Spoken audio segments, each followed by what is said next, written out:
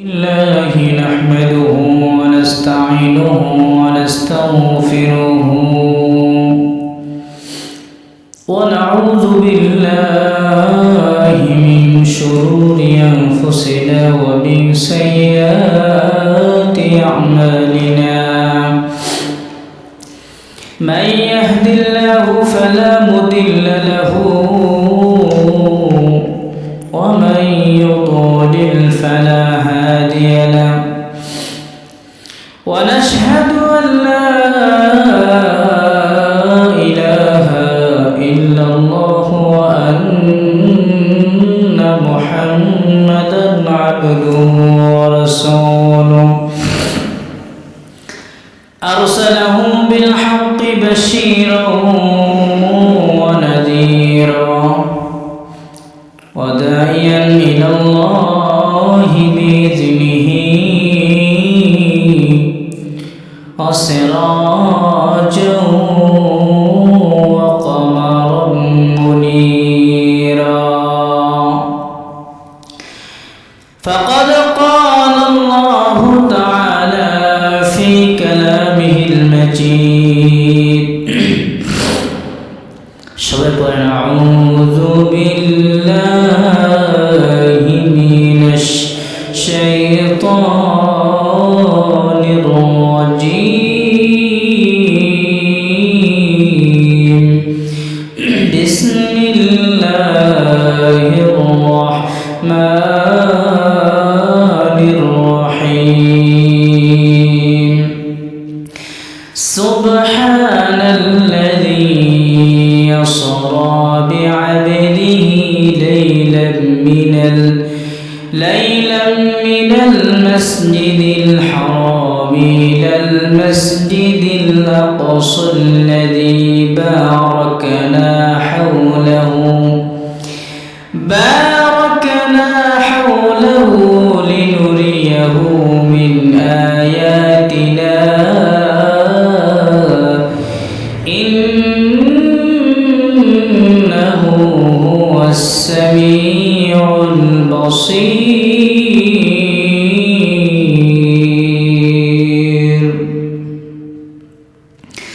وقال رسول الله صلى الله عليه وسلم رأيت ربي عز وجل أو كما قال عليه الصلاة والسلام إن الله وملائكته يصلون على النبي يا أيها الذين آمنوا صلوا عليه وسلموا تسليما اللهم صل على محمد وعلى آل محمد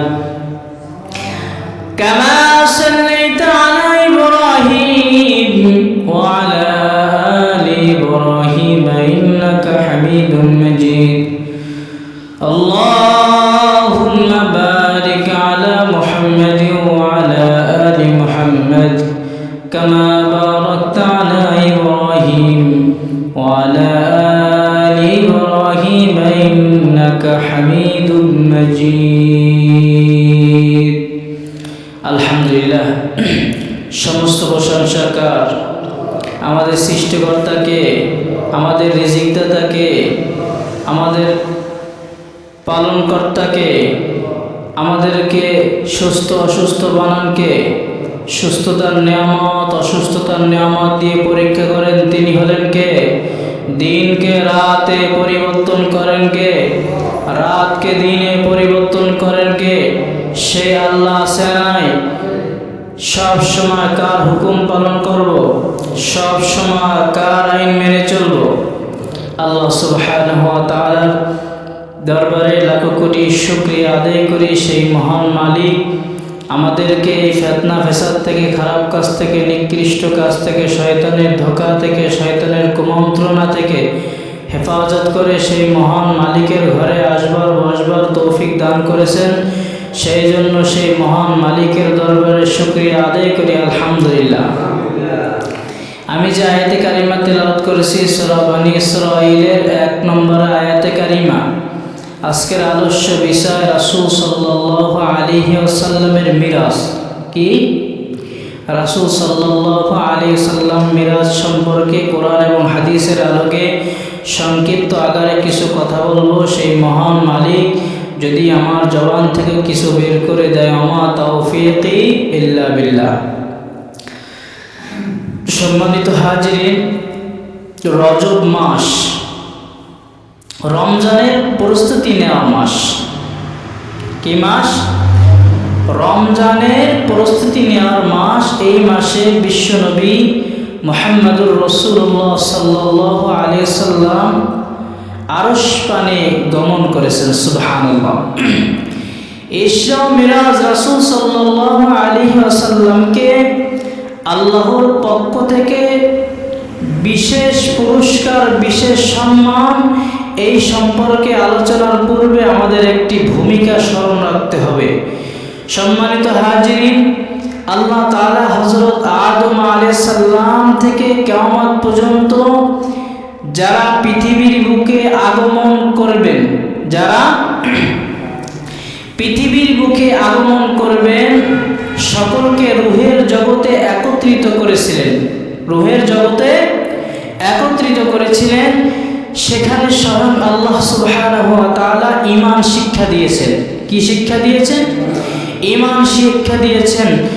তখন মানুষ ক্ষুদ্র পিপিলিকার ন্যায় ছোট ছিল। পিপিলিকার ন্যায় ছোট ছিল। আল্লাহ তাআলা ইরশাদ করেন, আলাস্তু বিরব্বিকুম, আমি কি তোমাদের রব নই? কে বলছেন? আল্লাহ বলছেন, আলাস্তু বিরব্বিকুম, আমি কি তোমাদের রব নই? সকলে উত্তরে বলল, ক্বালু বালা, তারা বলল, অবশ্যই আপনি আমাদের প্রভু। ক্বালু বালা, অবশ্যই আপনি আমাদের কি? আমাদের প্রভু।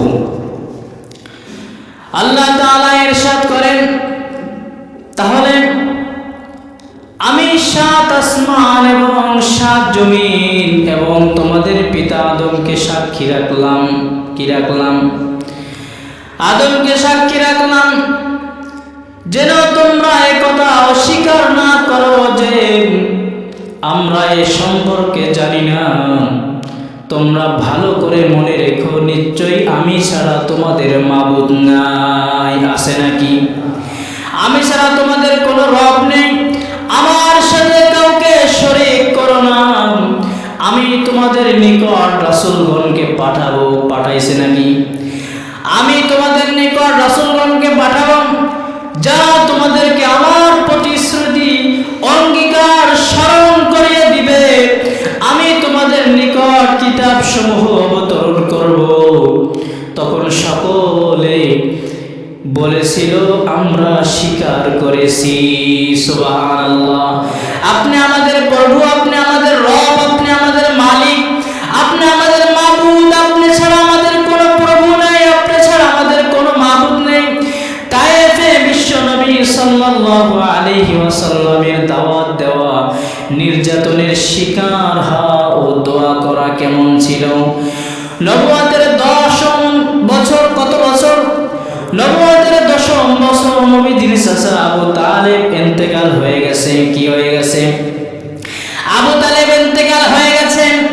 জীবন সঙ্গিনী হযরত খাদিজা রাদিয়াল্লাহু তাআলা আনহা পৃথিবী থেকে বিদায় নিয়েছেন। ঘরে বাইরে উভয় সহযোগী বিদায় নেওয়ার মক্কার কুরাইশরা বেপরোয়া হয়ে উঠল। কি হয়ে উঠল?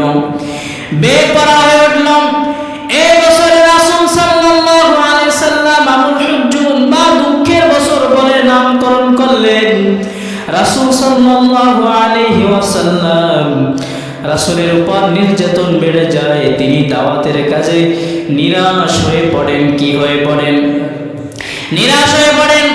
মক্কা থেকে 200 কিলোমিটার দূরে তায়েফ, নবীজির দুধ মাতা হযরত হালিমা সাদিয়া রাদিয়াল্লাহু তাআলা আনহা এর বাড়ি তায়েফ ছিলেন। তায়েফে আবেদে ইয়ালিলের 3 পুত্র ছিল। কয় পুত্র? ইয়ালিলের 3 পুত্র। এই 3 পুত্র, এই 3 ভাই, এই 3 ভাইয়ের নেতৃত্বে চলে তায়েফ। রাসূল সাল্লাল্লাহু আলাইহি ওয়াসাল্লাম প্রথমে 3 ভাইয়ের নিকট গেলেন। কয় ভাইয়ের? 3 ভাইয়ের নিকট গেলেন, কালিমার দাওয়াত দিলেন। কালিমার কথা শুনে এক ভাই বলল, যদি আল্লাহ তোমাকে নবী বানিয়ে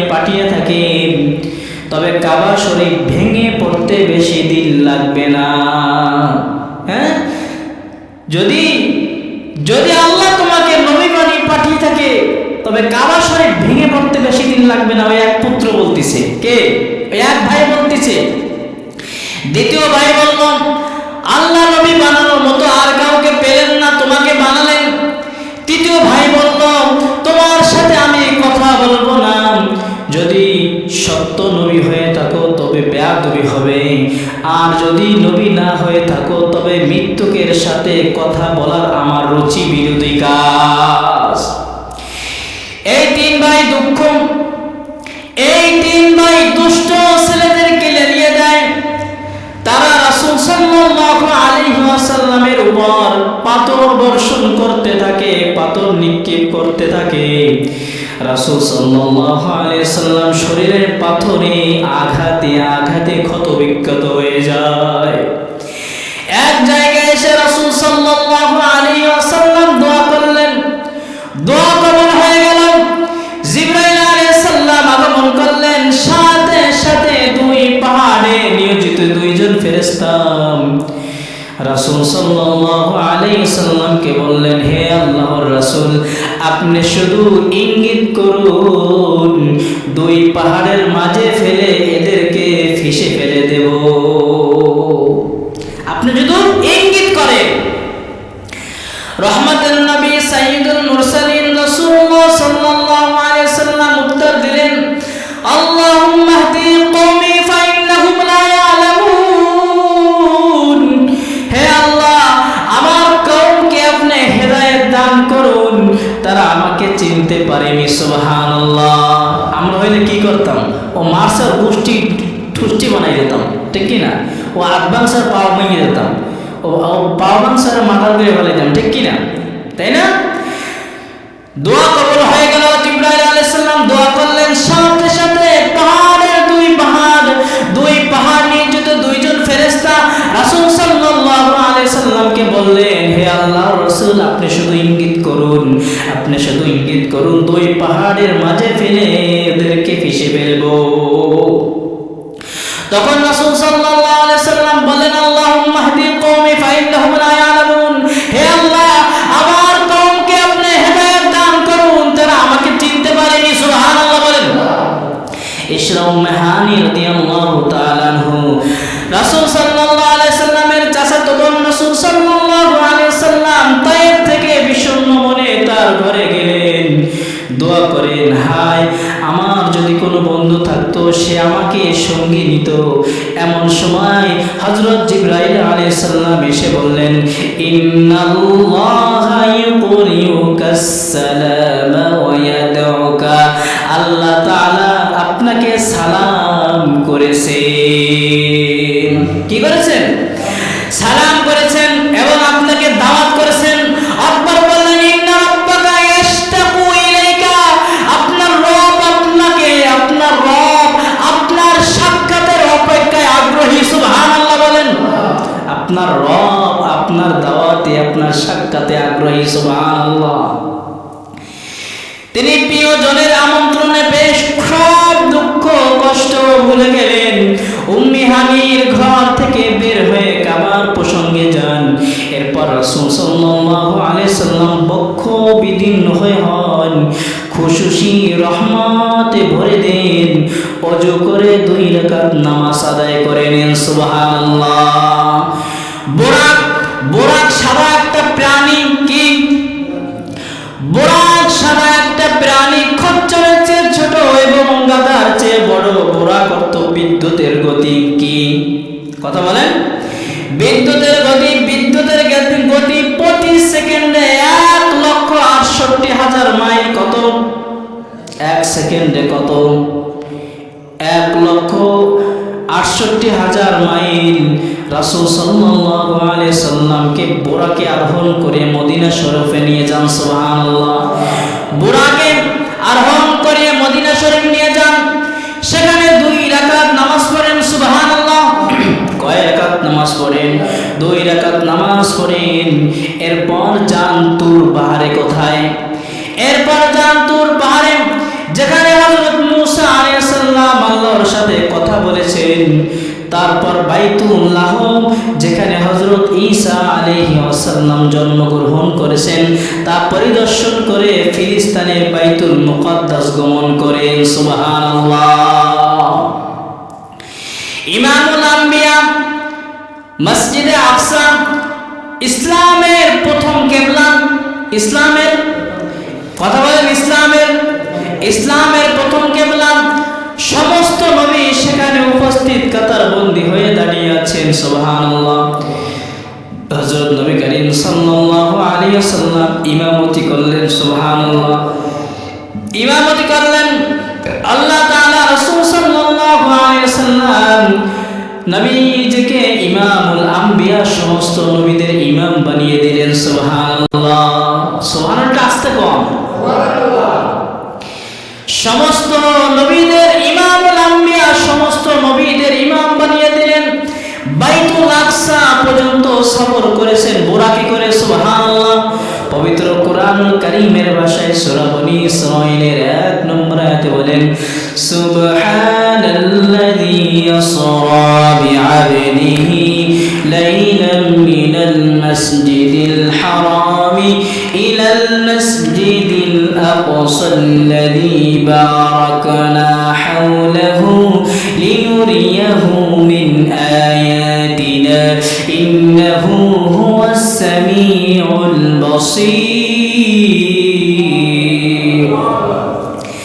পবিত্র সেই সত্তা যিনি তার বান্দা মুহাম্মদুর রাসূলুল্লাহ সাল্লাল্লাহু আলাইহি সাল্লামকে রাত্রে বেলা কাবা শরীফ থেকে বাইতুল মুকাদ্দাস পর্যন্ত ভ্রমণ করিয়েছেন। সুবহানাল্লাহ। কি করেছেন? মুকাদ্দাস পর্যন্ত ভ্রমণ করেছিলেন। যার চারপাশকে আমি বরকত সমূহ করেছি তাকে আমার নির্দোষ সমূহ দেখানোর জন্য তিনি সব কিছু শোনেন এবং সব কিছু দেখেন। তিনি হলেন কে? রফরফ বাইতুল মুকাদ্দাসে নতুন আরেকটি বাহন উপস্থিত করা হলো। এর নাম রফরফ। কি? এর নাম রফরফ, চলন্ত সিঁড়ি। রফরফে আরোহণ করে সমস্ত আকাশে পৌঁছে যান বাইতুল মুকাদ্দাস থেকে। সফরে মিরাজে বলেন, বাইতুল মুকাদ্দাস থেকে সফরকে মিরাজ বলে। মিরাজ অর্থ আকাশ ভ্রমণ। কি ভ্রমণ? মিরাজ অর্থ আকাশ ভ্রমণ। আকাশ ভ্রমণ। হযরত জিবরাইল আলাইহিস সালাম, মিকাইল আলাইহিস সালাম নবীজির সাথে ছিলেন এবং প্রথম আসমানে পৌঁছালেন। সুবহানাল্লাহ। এই মিরাজের ঘটনা কিসের ঘটনা? আসমানে নবীদের অভ্যর্থনা। প্রথম আসমানে হযরত আদম আলাইহিস সালাম, মনে রাখতে হবে প্রথম আসমানে কে? হযরত আদম আলাইহিস সালাম। দ্বিতীয় আসমানে হযরত ঈসা আলাইহিস সালাম, হযরত ইয়াহইয়া আলাইহিস সালাম। তৃতীয় আসমানে হযরত ইউসুফ আলাইহিস সালাম। চতুর্থ আসমানে হযরত ইদ্রিস আলাইহিস সালাম। পঞ্চম আসমানে হযরত হারুন আলাইহিস সালাম। ষষ্ঠ আসমানে হযরত মূসা আলাইহিস সালাম। সমস্ত আসমানে হযরত ইব্রাহিম আলাইহিস সালাম ছিলেন। সুবহানাল্লাহ। কোন আসমানে কোন নবী ছিলেন? কোন নবী ছিল মনে রাখার জন্য আয়াহুম ইব্রাহিম মনে রাখতে হবে। তারা সকলে রাসূল সাল্লাল্লাহু আলাইহি ওয়াসাল্লামকে অভ্যর্থনা জানালেন। সুবহানাল্লাহ। সব নবী কাকে অভ্যর্থনা জানিয়েছে? আমাদের নবী সাল্লাল্লাহু আলাইহি ওয়াসাল্লাম। সুবহানাল্লাহ। প্রথম আসমানের পরিচিতি। সূর্য পৃথিবীর তুলনায় 13 লক্ষ গুণ বড়। কত গুণ? কত গুণ? জোরে বলেন। 13 লক্ষ গুণ বড়। সূর্য একটি নক্ষত্র। 100 কোটি নক্ষত্র একটি গ্যালাক্সি। বিজ্ঞানীরা বলেছেন মহাকাশে কোটি কোটি গ্যালাক্সি রয়েছে। কোটি কোটি গ্যালাক্সি রয়েছে। সুতরাং যে আসমানে কোটি কোটি গ্যালাক্সি আছে সে আসমান কত বড়। একদম আসমান দুনিয়া থেকে 500 বছরের রাস্তার সমান দূরত্ব। সুবহানাল্লাহ বলেন। প্রথম আসমান ফুটবলের মতো। এর ভিতরে পৃথিবী। সুবহানাল্লাহ বলেন। এর ভিতরে পৃথিবী, সূর্য, চাঁদ ও নক্ষত্ররাজি বেলুনের মতো ঝুলন্ত। একতম আসমানের তুলনায় পৃথিবী বিশাল মাঠে সরিষার দানা পড়ে থাকার মতো। আসমান, একতম আসমান সবুজ দামি জমরুদ পাথর দিয়ে তৈরি। দ্বিতীয় আসমানের পরিচিতি, প্রথম আসমানের পরে আবার 500 বছরের দূরত্ব, সমপরিমাণ মহাশূন্য। তারপর দ্বিতীয় আসমান, তারপর কি? তারপর দ্বিতীয় আসমান। দ্বিতীয় আসমান লোহা দিয়ে তৈরি করা, কি দিয়া? তৃতীয় আসমান ফুটবলের মতো গোল হয়ে রয়েছে, এর সামনে একতম আসমান বিশাল মাঠে একটি মটর দানা পড়ে থাকার মতো। তৃতীয় আসমান, দ্বিতীয় আসমান শেষে আবার 500 বছরের রাস্তা। কত বছর? 500 বছরের রাস্তা, বরাবর মহাশূন্য। তারপর তৃতীয় আসমান। তৃতীয় আসমানের সামনে একটি ছোট মুরগির ডিমের মতো। কিসের মতো? কথা বোঝা যায়? বোঝেন তো? মুরগির মতো। এই স্তরটি ফুটবলের মতো গোল, অর্থাৎ একটির ভিতরে আরেকটি। তৃতীয় আসমান তামা দিয়ে তৈরি, কি দিয়া? সুবহানাল্লাহ বলবেন না? চতুর্থ আসমান, তৃতীয় আসমানের পর আবার মহাশূন্য। 500 বছরের রাস্তা। কত বছর? 500 বছরের রাস্তা। চতুর্থ আসমান রূপা দিয়ে তৈরি। সুবহানাল্লাহ বলেন। পঞ্চম আসমান, চতুর্থ আসমানের পর আবার পুনরায় 500 বছরের মহাশূন্য। 5তম আসমান সোনা দিয়ে তৈরি। সুবহানাল্লাহ। ষষ্ঠ আসমান, পঞ্চম আসমানের পর আবার পুনরায় 500 বছরের মহাশূন্য। ষষ্ঠ আসমান নীল রত্ন দিয়ে তৈরি। কি দিয়া? নীল রত্ন দিয়ে তৈরি। সাতম আসমান, ষষ্ঠ আসমানের পর আবার পুনরায় 500 বছরের মহাশূন্য। কত বছর? 500 বছরের মহাশূন্য। সপ্ত আসমান। কত আসমান? সপ্তম আসমান লাল ইয়াকুত পাথর দিয়ে তৈরি। সুবহানাল্লাহ। কি দিয়া? কি দিয়া? লাল ইয়াকুত পাথর দিয়ে তৈরি। সপ্তম আসমান এত বড় যে, এত বড় যে, এত বড় যে এর সামনে পৃথিবী, সূর্য, নক্ষত্র রাজি। একতম আসমান, দ্বিতীয়তম আসমান, তৃতীয়তম আসমান, চতুর্থতম আসমান, পঞ্চমতম আসমান, ষষ্ঠতম আসমান। যে বড় ময়দান, আংটির মতো। কিসের মতো? আংটির মতো। পৃথিবীর তুলনায় সূর্য 13 লক্ষ গুণ বড়। কত লক্ষ গুণ? 13 লক্ষ গুণ বড় সূর্যের তুলনায়। একতম আসমান হাজার হাজার গুণ বড়। সুবহানাল্লাহ বলেন। একতম আসমানের তুলনায় দুইতম আসমান লক্ষ লক্ষ গুণ বড়। দুইতম আসমানের তুলনায় তিনতম আসমান কোটি কোটি গুণ বড়। সুবহানাল্লাহ। তৃতীয় আসমানের তুলনায় চতুর্থ আসমান হাজার হাজার লক্ষ গুণ বড়। সুবহানাল্লাহ। চতুর্থ আসমানের তুলনায় পঞ্চম আসমান লক্ষ লক্ষ গুণ বড়। পঞ্চম আসমানের তুলনায় ষষ্ঠ আসমান কোটি কোটি কোটি গুণ বড়। আর এই আসমানের তুলনায় সাততম আসমান কত বড়, আল্লাহ তাআলা সব চাইতে ভালো জানেন। সুবহানাল্লাহ। কথা বোঝেন? কথা বোঝা যায়? বাইতুল মামুর, রাসূলুল্লাহ সাল্লাল্লাহু আলাইহি ওয়াসাল্লাম সাততম আসমানে পৌঁছান। কততম? কততম? সাততম আসমানে পৌঁছান। সমস্ত আসমানে কাবা শরীফ বরাবর বাইতুল মামুর। সুবহানাল্লাহ। দুনিয়াতে যেমন মানুষ কাবা শরীফ তওয়াফ করে, বাইতুল মামুর ও সেখানে বাইতুল মামুর ও ফেরেশতারা তওয়াফ করে। সুবহানাল্লাহ। মদিনা শরীফ তওয়াফ করে কারা? দুনিয়ার মানুষ যেমন মানুষ কাবা শরীফ তওয়াফ করে, বাইতুল মামুর ফেরেশতারা তওয়াফ করে। হাদিস শরীফে এসেছে প্রতিদিন সেখানে 70,000 ফেরেশতা তওয়াফ করে। সুবহানাল্লাহ। তারা কিয়ামতের আগে পুনরায় আর সুযোগ পাবে না। সুবহানাল্লাহ বলেন। সিদরাতুল মুনতাহা নাম শুনছেন নাকি? শুনছেন? সিদরাতুল মুনতাহা, বাইতুল মামুরের পাশে সিদরাতুল মুনতাহা।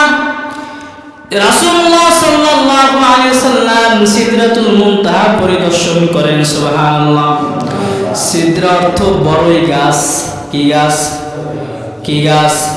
বড়ই গাছ মুনতাহার তো স্টেশন, কি স্টেশন, সর্বশেষ স্টেশন হচ্ছে ফেরেশতারা এর উপরে যেতে পারে না। সিদরাতুল মুনতাহা সম্পর্কে হাদিস শরীফে বর্ণিত আছে, এই বড়ই গাছের শিকড় ষষ্ঠ আসমানে, তার শাখা সপ্তম আসমানে। গাছের পাতায় সোনালী প্রজাপতি ঝলমল করছেন, প্রতিটি পাতায় ফেরেশতারা তাসবিহ পাঠ করে সুবহানাল্লাহ। এই গাছটি পৃথিবী ও আল্লাহর বিধানের মিলন স্থান, উপর দিয়ে আল্লাহর বিধান এখানে থেমে যায়।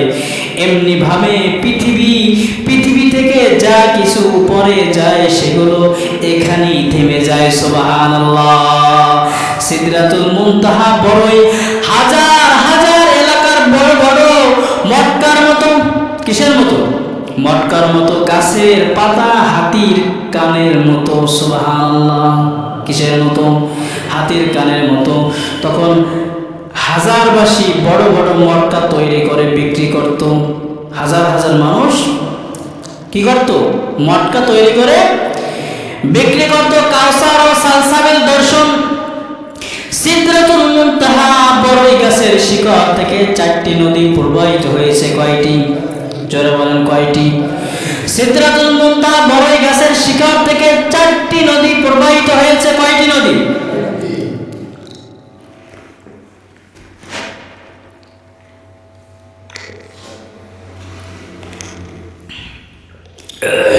কয়টি নদী জানেন? একটা জানেন? সিদরাতুল মুনতাহা বড়ই গাছের শিকড় থেকে 4টি নদী প্রবাহিত হয়েছে। 1 নম্বরে হাউজে কাউসার। কি? জোরে বলেন, মনে রাখতে হবে। সামনের আবার আল্লাহ যদি বাঁচাই রাখে, সামনের মিরাজে সম্বোধন মনে আছে কিনা? পারবেন তো? কথা হয় না। 1 নম্বরে হাউজে কাউসার। কি? 2 নম্বরে সালসাবিল।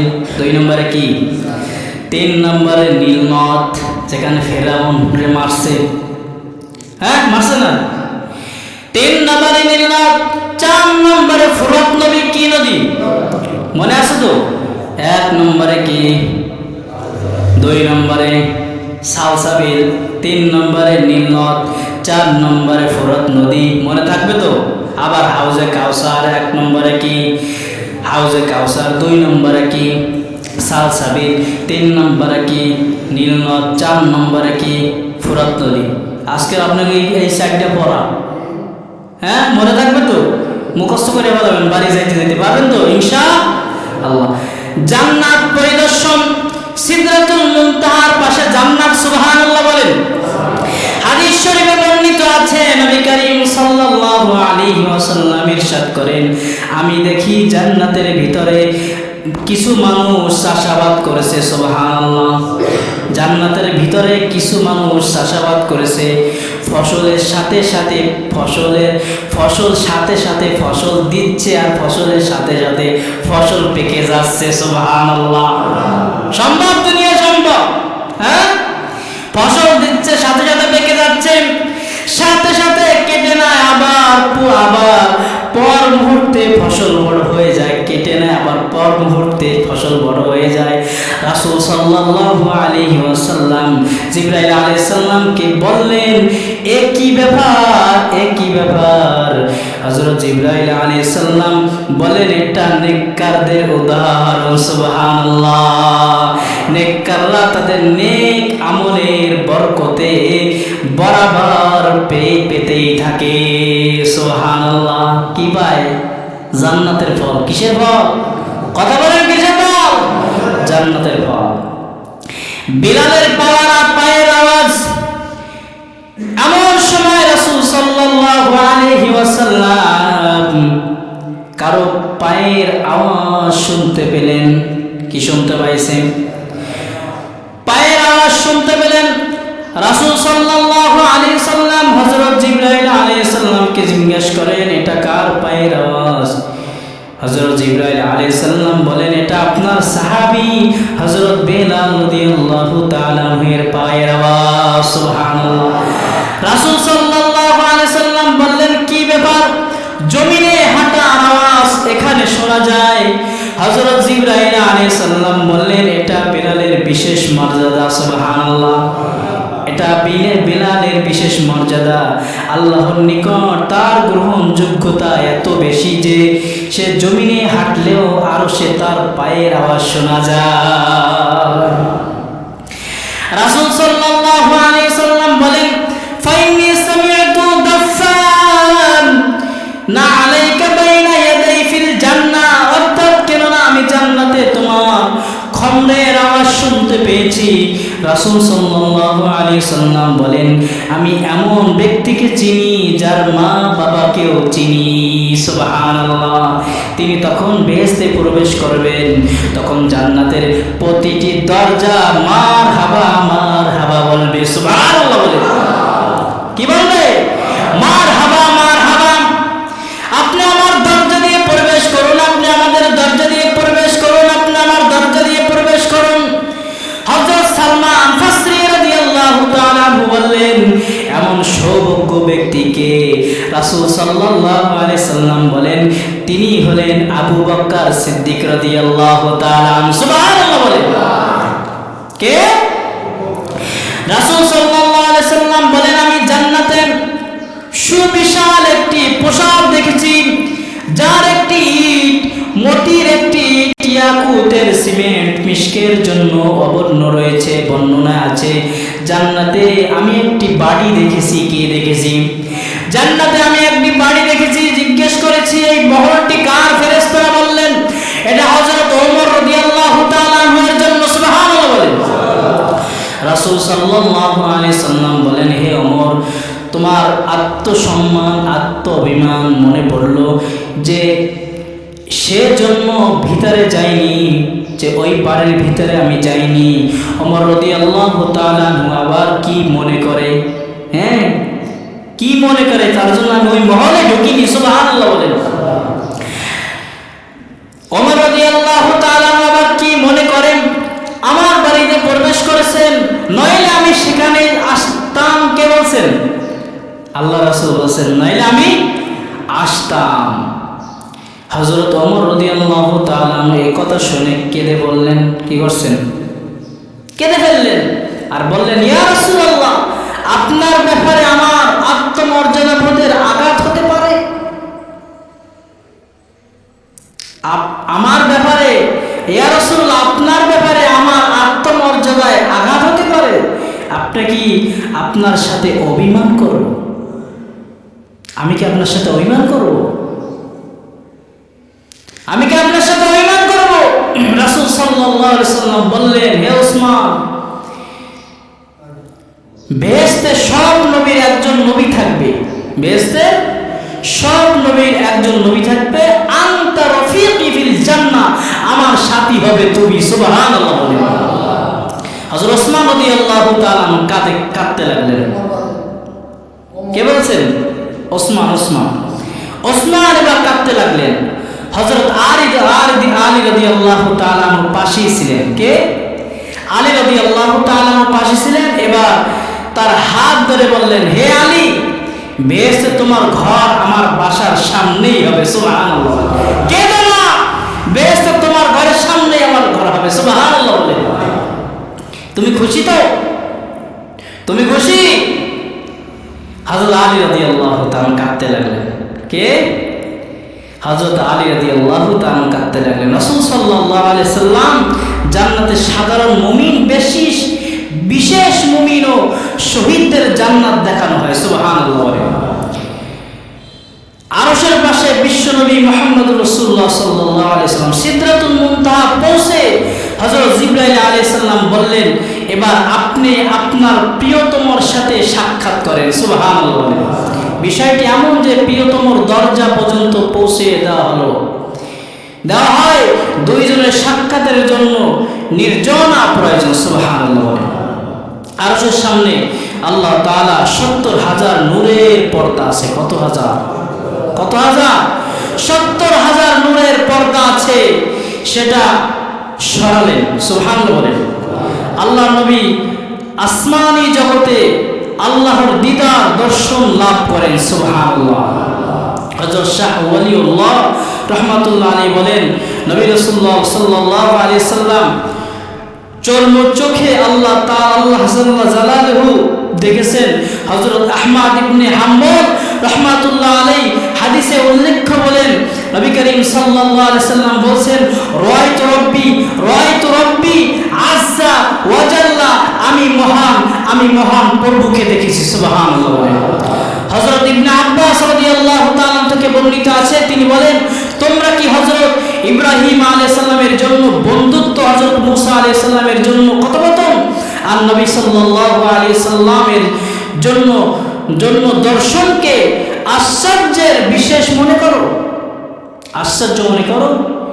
এর জন্য কি তোমরা অবাক? এর জন্য তোমরা অবাক? দুনিয়ার জগতে আল্লাহকে দেখা অসম্ভব, ঠিক কিনা?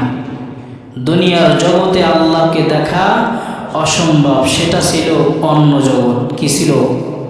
সেটা ছিল অন্য জগৎ। সুতরাং দর্শনের ব্যাপারে কোনো আপত্তি হতে পারে না। রাসূল সাল্লাল্লাহু আলাইহি সাল্লাম বললেন, ফাসাজাদতু লাহু, আমি তাকে সেজদা করেছি। সুবহানাল্লাহ। কাকে? আল্লাহকে। ফাসাজাদতু লাহু, আমি তাকে সেজদা করেছি। সুবহানাল্লাহ বলেন। আল্লাহর প্রশংসা। রাসূলুল্লাহ সাল্লাল্লাহু আলাইহি সাল্লাম তার প্রিয়তমা রফিকি আল্লাহ মহান আল্লাহ সুবহানাহু ওয়া তাআলা প্রশংসা করেন।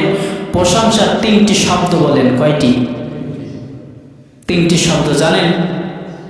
আত্তাহিয়াতু লিল্লাহি, আত্তাহিয়াতু লিল্লাহি, আসমান সমস্ত মৌখিক ইবাদত আপনার জন্য। সুবহানাল্লাহ।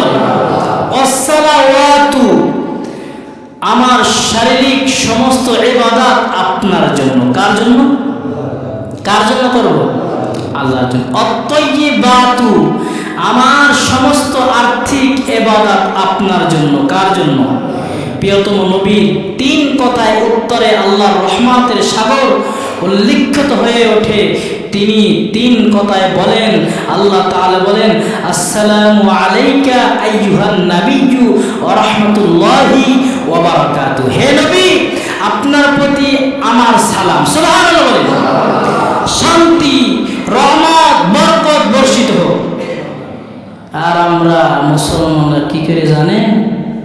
ইয়া নবী সালামু আলাইকা, নবীর হাজির করি, সালাম পাঠাই নবীজির।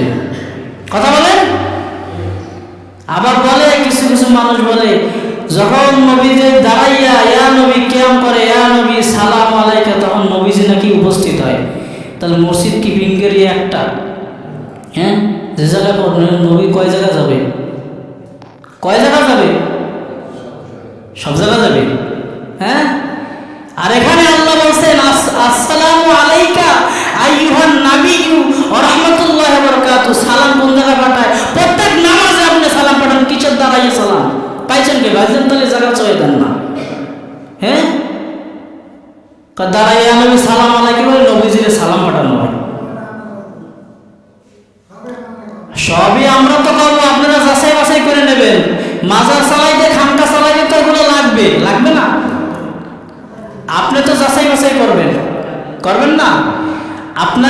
আপনি বাজারে গেলে পচা আলু, পচা পেঁয়াজ কেনেন, কথা বলেন না কেন? পচা মাছ কেনেন।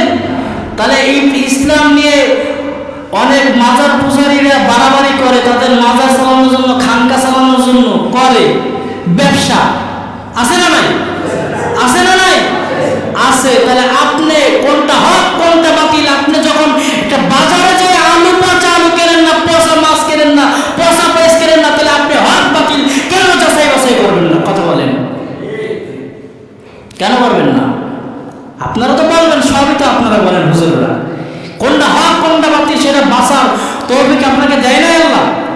আপনি বাজার করলে পচা জিনিস কেনেন না, ভালো খাবার খাইতেছেন, খারাপ খাবার খাইতেছেন না, তাহলে আপনি এটা যাচাই বাছাই করবেন না কেন? এখানে দেখেন কি বলছে, আসসালামু আলাইকা আইয়ুহান নাবিয়্যু ওয়া রাহমাতুল্লাহি ওয়া বারাকাতুহু, হে নবী, আপনার আপনার প্রতি আমার সালাম। কার সালাম? তাশাহুদে পড়েন না? নামাজে, প্রত্যেক নামাজে পড়েন কিনা? পড়েন? পড়েন না? পড়েন।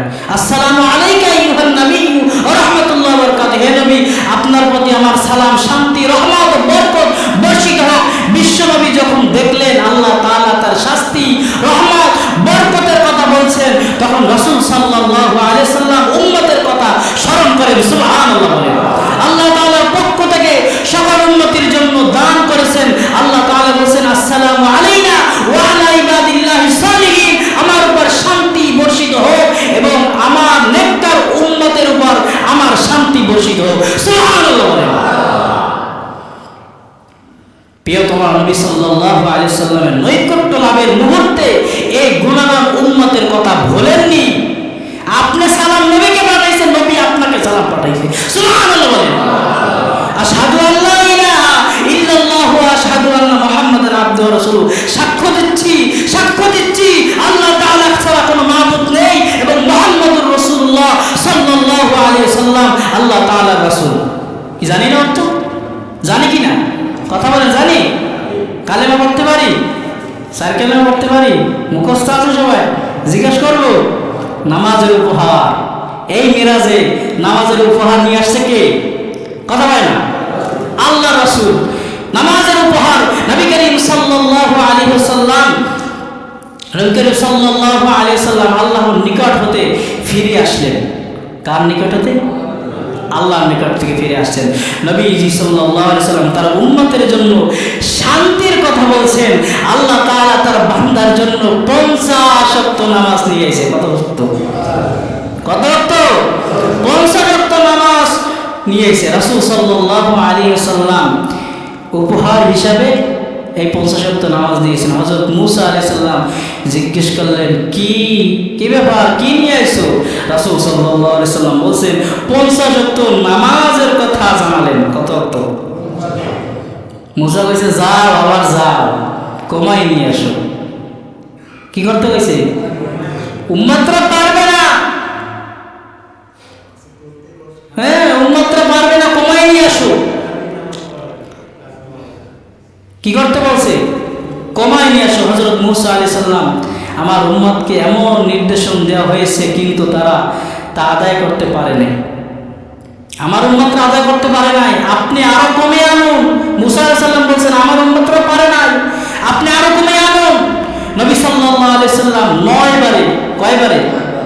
9 বারে 45 ওয়াক্ত কমিয়ে আনেন। কয় ওয়াক্ত? আজকে 5 ওয়াক্ত নামাজ সেইভাবে হোক করে মুসল্লি, হ্যাঁ বাজারে স্থানে থাকে নামাজ পড়তে হয় না, শুধু শুক্রবার একটু টাকটক দিয়ে চলে যায়। আছে না নাই?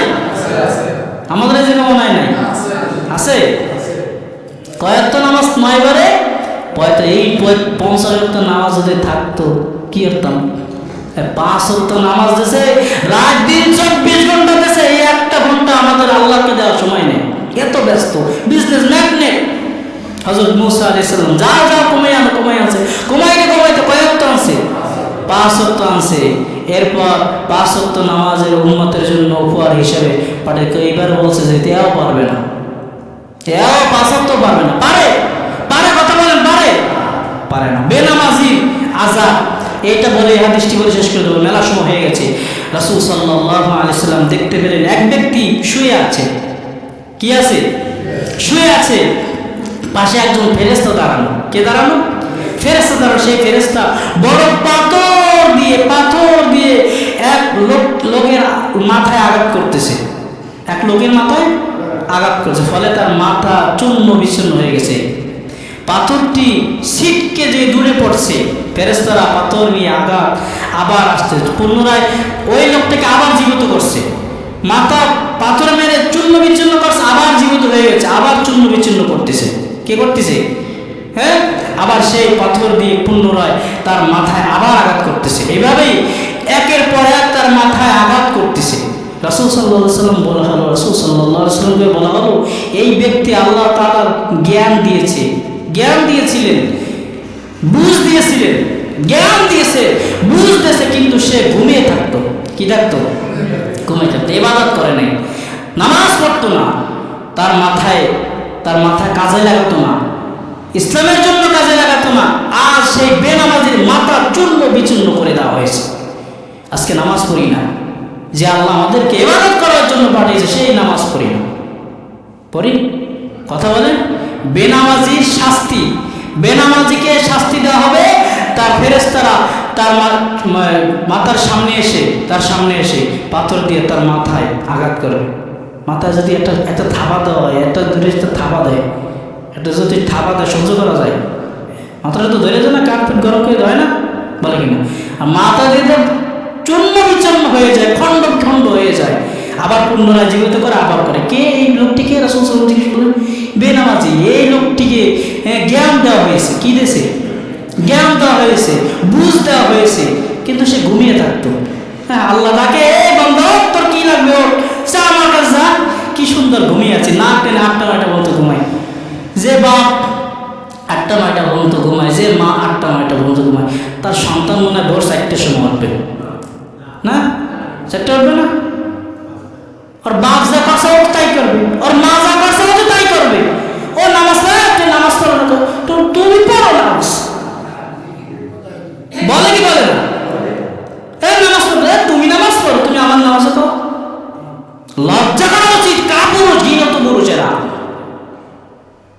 নিজের 5 ওয়াক্ত নামাজ পড়ে, নিজের তসবিহ দেবে, তাহাজ্জুদ করে, ঘরের স্ত্রী নামাজ পড়ে না, পড়লেও তো কাপুরুষ, তুমি তো দায়ুস। কথা বলেন ঠিক কিনা?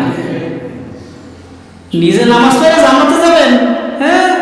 সন্তান নামাজ পড়ে না, মেয়ে ছেলে নামাজ পড়ে না, নিজে পীর সাহেব হয়ে গেছেন, আর ঘর ঠিক নেই, সমস্ত বাদ দেন, কাজ হবে না।